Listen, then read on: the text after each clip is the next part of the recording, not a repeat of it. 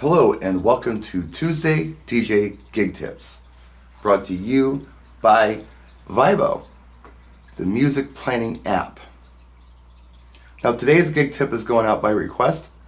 I did a very similar video years ago, and a friend of mine said he got a lot out of it. I should revisit this and maybe put a different spin on it. So that's what I'm going to do. I'm going to talk about lighting, believe it or not, at your gigs. I have a flashlight right here. I'm going to shine it at my face and I'm going to ask you how I look. Probably better than I did before. The lights were dim when I turned this camera on.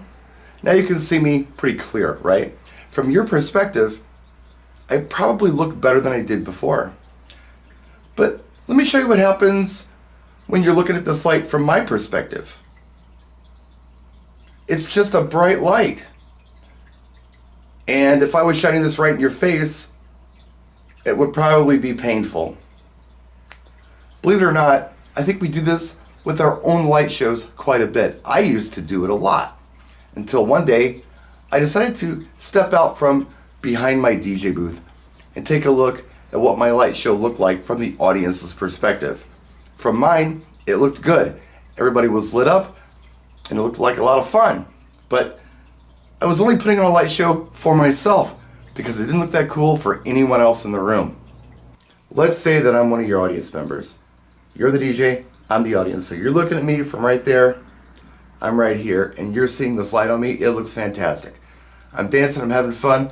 For some reason, I'm never looking directly at you, but you don't pay no mind to that. I'm having fun, right? Have you ever considered what it might look like from my perspective? Let me show you.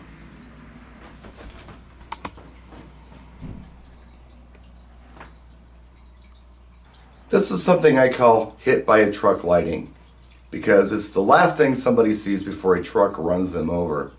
Have you ever seen a movie where there's a train or a truck coming at somebody and they go like this?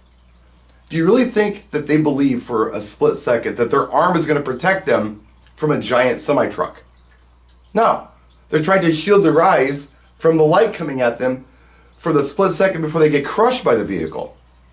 Now at a concert, an effect like this is called a blinder. You hit your audience for a second and then you turn it off. It's an effect. You can do it. It's kind of cool. I've seen it done.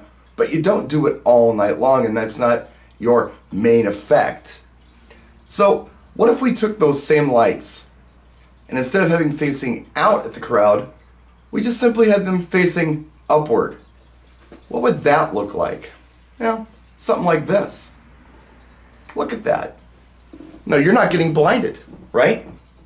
Now you might say to yourself, yeah, Bri, but the audience isn't getting the wash effect anymore.